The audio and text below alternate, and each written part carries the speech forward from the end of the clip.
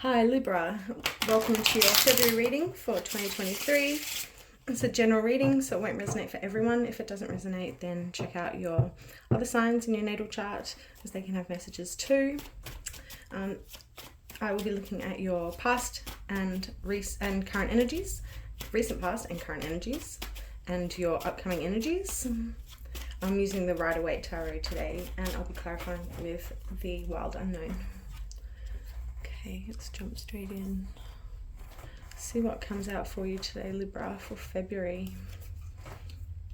Hope you all had a great January, beginning to the year. It's very hot here in Melbourne at the moment. Summer has finally come. It's been a bit late. Oh, I'm going to have to move that up a bit. I'm sorry. I'm not going to be able to see the bottom row. Alright, already in the recent past I can see a lot of love, a really strong connection coming up in the recent past with that Knight of Cups and the Two of Cups as well showing up there. Now on the bottom of the deck we have the Judgment card. So at the moment really sitting in a place of reflection and seeking balance. Alright. Let's just move this up a bit.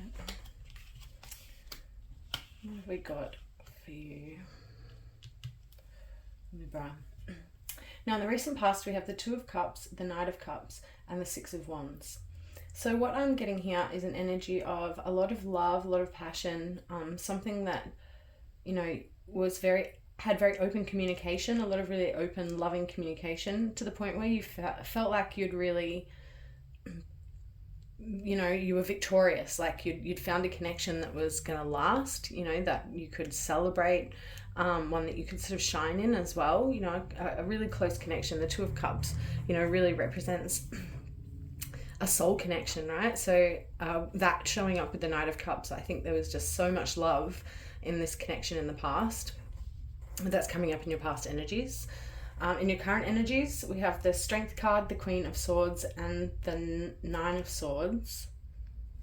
So the Queen of Swords is your energy, Libra. And coming up with the Strength card and the Nine of Swords, flanking it on either side. The energy that I'm picking up here is at the moment you're really, really upset about something's upset you. It's you're grieving, you're you know, it's keeping you awake at night. There's something that is really troubling you, and so you're trying to sit in your own strength and, you know, really reflect on who you are for yourself, you know, with that Queen of Swords coming up. She's sort of sitting above that cloud line, right? So she can see beyond the clouds now. And you know, I don't know if you can see, but in the background there's this little path here, you know. It shows that she's had to sort of go on a journey, so to speak, go off into the woods to find herself, really, you know. And the Strength card is also about that as well, you know. She's reached this sort of state of oneness with that infinity sign coming up, you know. She's tamed that lion inside herself to the point now where she can actually have a relationship with that lion, right? She can utilize that lion because it's been tamed. You know, she's got her hand in its mouth, so it's obviously not going to bite her. She's tamed her own demons, so to speak.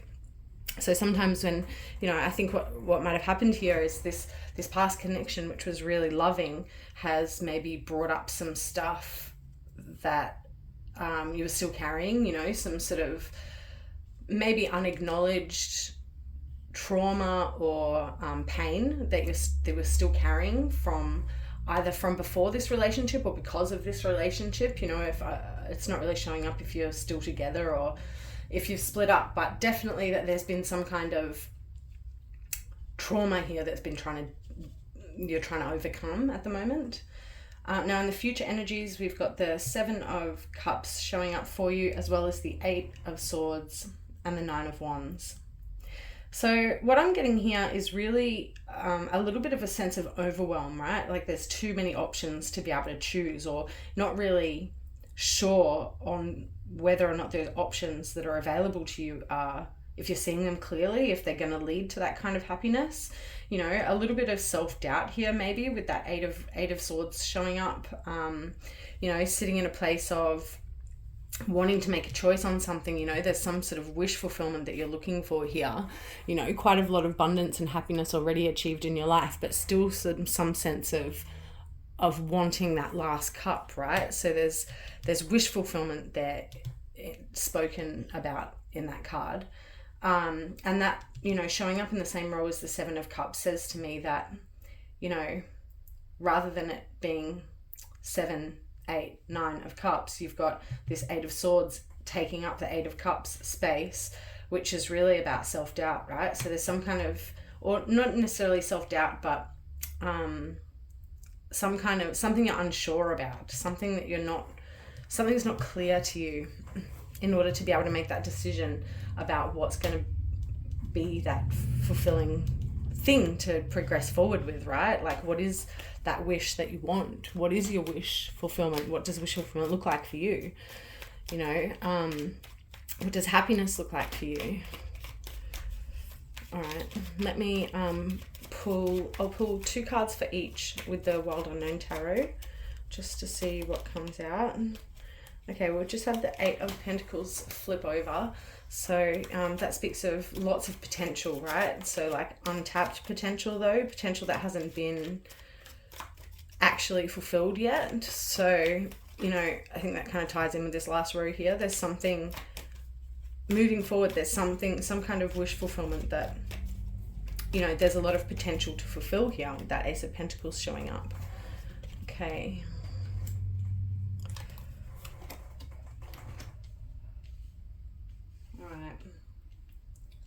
Mother of Swords and the 9 of Pentacles. I've got the Lovers and the 6 of Pentacles. Jeez. Got the Hierophant and the Ace of Cups. Wow. Okay. So there was really a desire for some kind of long-term commitment here. You know, so much emotion there with the Lovers card coming up and the 8 of Cups. You know, it was really a deep connection. Something that, you know, really was connected to your heart, and something really close to your heart here in the past. And, you know, the Hierophant speaks of commitment of institutions, you know, right? So it's like really wanting either marriage or some kind of commitment, buying a house with someone, or, you know, taking something to the next level with someone here.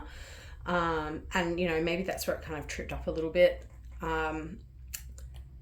You know, this six of coins speaks of generosity as well. So coming up on top of the Knight of Cups, you know, I think there was a lot of generosity in the past here, maybe to the point where, you know, someone stopped looking after their own needs a little bit. You know, the 9 of Pentacles has come out as well as the Queen of Swords again. So, you know, there may be a sense of someone being a little bit too focused on their own independence here, and maybe not really willing to commit and follow something through.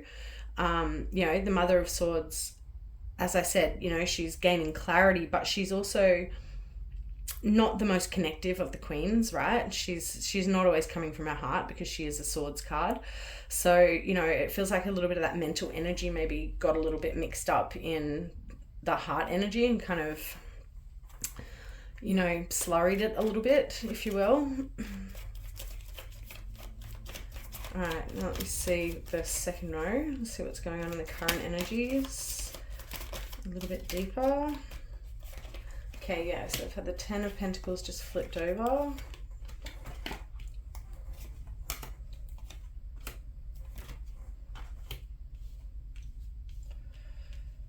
All right. So we have, as clarifies in the current energies, we have the 10 of Pentacles, the Page of Swords, the 8 of Pentacles, the 6 of Wands again. Oh, no, sorry, not again. 6 of Wands. The Empress and the Moon. So I'm getting the sense at the moment that, you know, there's really a bit of reflection on, yeah, what happiness looks like to you, and trying to create happiness, you know, a sense of happiness within yourself as well, like not needing anyone else. Not to say, you know, I know I said there's this sort of overly independent energy perhaps in the past here, but I feel like maybe with that 10 of Pentacles coming up on the Strength card, it's like trying to balance that a little bit more. So how to be independent but still give to something, like how to be connective. The Page of Swords is about a new way of perceiving something, but in a connective way, right? The pages are kind of the messengers, and they connect, they take messages, they bring things forward, right? So it's kind of like this Page of Swords lining up with the Strength card is about getting a few things in line in order to be able to create that sense of abundance and happiness, or move away from any sense of lack that might have contributed to this hyper independence, a fear of loss or something that's being worked through here. The Eight of Pentacles and the Six of Wands showing up together show that you're really putting your effort into something and that you're going to be victorious as well. The Six of Wands is very much a victory card, and it's also a recognition card as well. It's being recognized for your efforts, for the effort you've put in, and for the skills you have as well. Like the Eight of Pentacles is about, it's someone who's really mastered something, whether or not that's through work or a hobby or, a way of communicating. It's something in the material world. It's something that's tangible, and so other people are going to notice it, right? That's why the Six of Wands is showing up. Like it's a card of being recognized by other people for your achievements and for how far you've come. So I think that's a really lovely energy to be coming up with, to be sitting in at the moment as well, especially since there are a few fears that are playing on your mind, wanting to be connective, got all this this sort of love and passion for things, but then also these fears about how to bring that forward or how to express that. With the Moon showing up, there's something unseen there, there's something unacknowledged that needs to be brought forward. But ultimately it's coming from a really growth-based mindset with that Empress card coming up, right?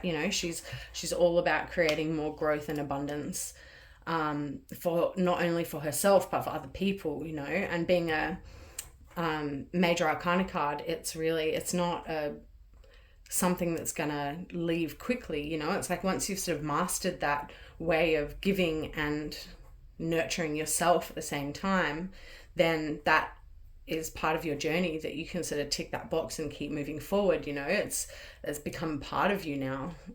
Once you go through that, move through that energy, which you're doing, you're doing it at the moment, and you've got these sort of wish fulfillment cards showing up for you in the future energies. So, you're obviously doing it and getting there. I know it's not always fun, but, it ultimately will help clarify what wish fulfillment looks like for you, which cup are you going to choose? Okay, let's see what comes out for the bottom row. And then I'll pull an oracle card at the end just for a final message before I close out the reading. Okay. Yeah, so seeking guidance at the moment. All right. So on the bottom of this deck, we have the Ten of Cups showing up, which is lovely. You can see, it's all the colors of the rainbow there, and all those cups are connecting with each other. So it's a very connective card. It's about creating community. It's about working with other people and with all of your facets, all of the different parts of you that are available in order to create an ultimate sense of real fulfillment, emotional fulfillment in your life. So that's lovely. That's coming up in the sort of hidden energies in the future. So at the moment, in the future energies, we have the Four of Swords and the Hermit card coming up on top of the Seven of Cups. So, that shows to me that there is this sort of internal reflection going on at the moment. The Hermit goes off into the mountains and he, looks within himself. He shines the light on all the internal parts of himself in order to, in this deck, it shows him illuminating a snake, right? So he's trying to illuminate all the snakes. I beg your pardon, sorry, in another deck I have. It shows him illuminating the snakes. So that's kind of this this process of working through any cognitive biases that might be there in order to identify how you might be misleading yourself, and seeking guidance as well. You know, the Four of Swords is really a card of seeking guidance through meditation, through prayer, through just asking for help sometimes as well. But, you know, he's a little lamb. He just needs help, right? Sometimes we all just need a bit of help. And so that card is, you know, it's asking for help, whether or not it's from someone else or it's asking for, you know, guidance from spirit, or if it's asking ourselves to be really true with ourselves, or, you know, whatever it might be. It's definitely it's a card of meditation and connecting with the subconscious, right? So, you know, that's a lovely energy to be in. You know, this sort of, sometimes it is good to sort of cut yourself off to bring all those things that are unseen into the light, which I feel is what's happening for you at the moment with this reading. You know, it's all about untapped potential, heaps of happiness cards. And with this Three of Cups coming up as well, you know, I think that ties in with the past. You know, there is always a chance that if we step out of our own fears and doubts, that we can manifest whatever we want, you know. And with the Star card coming up on top of the Three of Cups, it shows, you know, that you will overcome these doubts and these fears. And, you know, one of the ways that you will do that is through connection to spirit. You know, the Star card is about you know, finding one's own purpose, tapping into one's own purpose, you know, their life path, where life has led them, and, you know, what their values and passions are. So, you know, I think that's the flip side of actually shining a light on any of these perceived threats, which aren't really threats, right? Their swords aren't really even pointed at her. There's no one on the swords. There's no one actually there. So, you know, it's a threat that's in her mind. And the Star card and the Three of Cups show, you know, that when we work through those threats, when you work through all of that perceived blockage, all these perceived blockages, right? And you just have some courage and some faith. With the Star card coming up, you know, it's really about having courage in yourself as well, you know, knowing that you have so much love inside you that you can fill your cup up till it overflows into the pond, until the pond, you know, overflows into the world and creates, you know, all this abundance and growth everywhere by nourishing everything. So, you know, the Star is really about this eternal state, you know, this almost omnipresent state that can come with working through that trauma, right? Like, one doesn't awaken from going to the light, one awakens from facing all of their demons.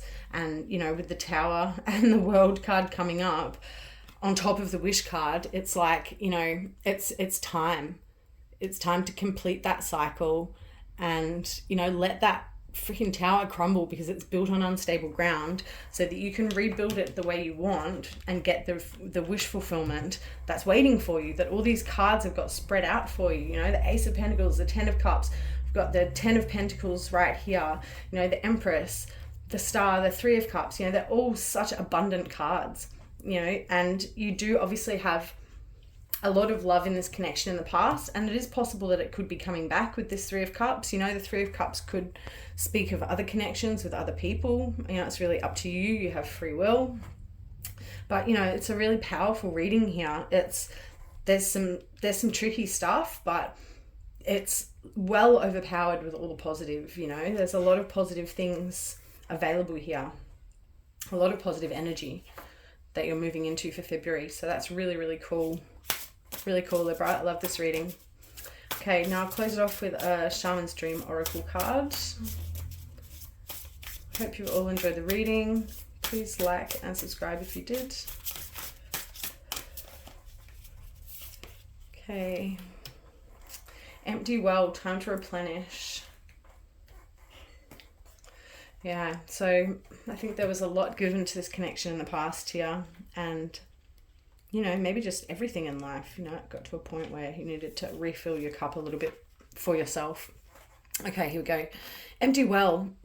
Time to replenish. Diminishing yourself for another. The empty well reveals that there is nothing for you here. The well is dry and the desert is encroaching on your once fertile garden. It is time to face this harsh reality and move on. Give gratitude and thanks for the abundance you have experienced and let spirit guide you to your next destination. This might mean saying goodbye to someone or something, or insisting on changing the rules of the game. Stop diminishing yourself for the sake of another. Making yourself small will not produce the results you want. There is a lack of reciprocity, of give and take. The empty well tells you that it is time to reclaim what is yours and return what does not belong to you. The shadows cast in your direction are not of your making.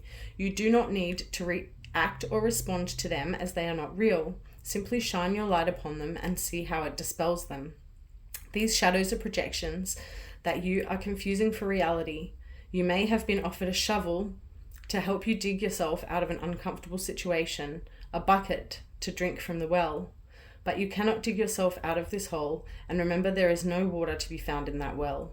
Receive the empty well as a gift. Do not exert your energy and waste your resources by repairing the walls or mending the rope.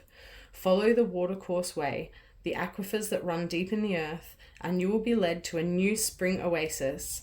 You can find these underground streams, these rich natural resources, in the subterranean depths of your own heart. Beautiful. Yeah, so it's just telling you to leave behind anything that doesn't serve you, right? Like, seek abundance, seek connection, and fulfill those potentials, all of that potential. Ace of Pentacles for the overall energy, and the Ten of Cups.